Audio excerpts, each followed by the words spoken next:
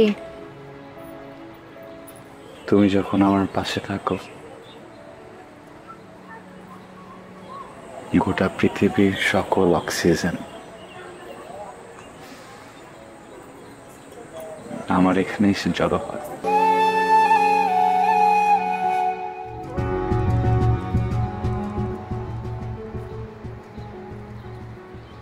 কি হয়েছে তোমার বলো তো?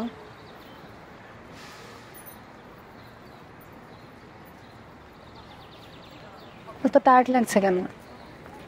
কিছু হয়নি তো। কিছু হয়নি? তোমাকে যখনই জিজ্ঞেস করি তখনই কিছু না। কতদিন ধরে দেখছি কাশিটা লেগেই আছে। কত করে বলেছি ডাক্তার কাছে যাও, না তুমি যাচ্ছ না। যাবো। এত অবহেলা ভালো না নীল। তুমি এবার ডাক্তারের কাছে যাবা, আমি তোমাকে নিয়ে যাব। আমি আর একটা কথা শুনবো না তোমার। যাবো বাবা, যাবো।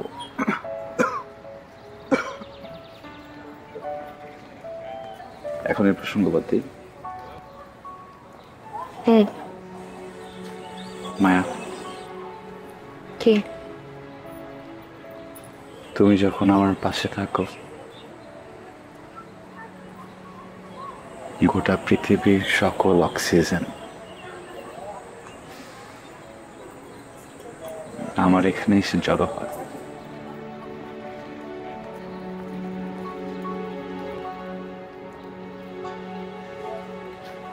বুঝেছি।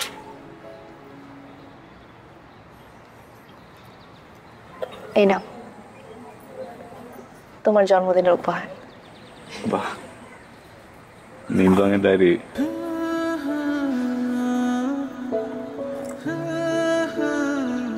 তোমাকে খুব ভালোবাসি মায়া।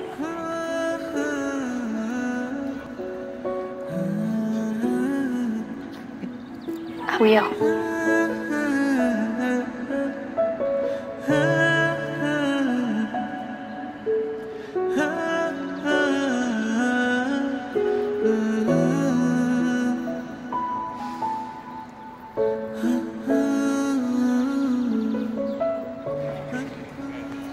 আমাকে যে ডায়েরির পাতাটা উল্টাতে দেখছেন, এটা মায়ার দেয়া সেই ডায়েরিটাই, যেটাতে প্রতিদিন আমি মায়া আর আমার কাটানো মুহূর্তগুলো লিখে রাখি।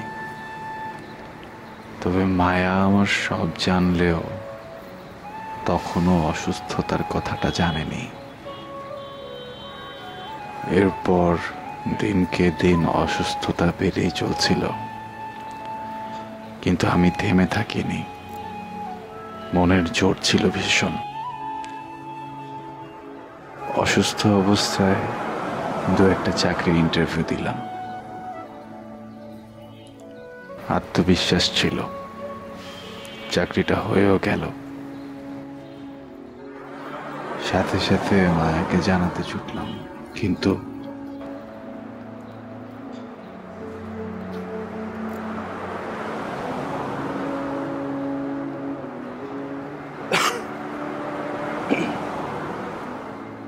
হ্যালো, হ্যাঁ বেলাবস বলছেন? চাকরিটা তো পেয়ে গেলাম। কংগ্রাচুলেশনস লেখক সাহেব। আচ্ছা শোনেন, আমি আপনার সাথে এখনই দেখা করতেছি। হ্যাঁ, আসতেছি আমি। হ্যালো নীল। নীল, কি হলো? কিছু না শোনো, তুমি 1 ঘন্টা পর আমার সাথে দেখা করো, ঠিক আছে? আমি ফোন দিচ্ছি। আচ্ছা।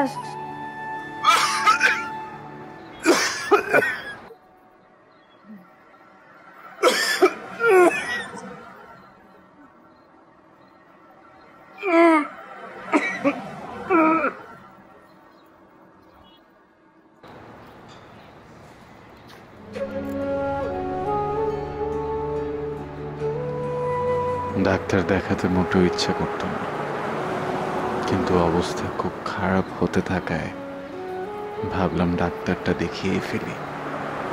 একাই গেলাম। প্লিজ আপনি হতাশ হবেন না, একটু ধৈর্য ধরুন। আমি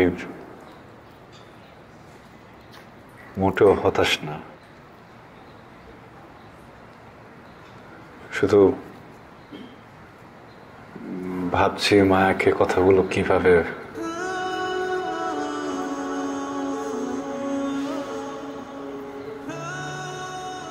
কিভাবে বলবো? ডাক্তারের কথা শুনে সবকিছু যেন থমকে গেল। রোগটা খুব পাকাপোক্তভাবে বাসা বেঁধেছে আমার শরীরে। হয়তো হয়তো আর বছর খানেক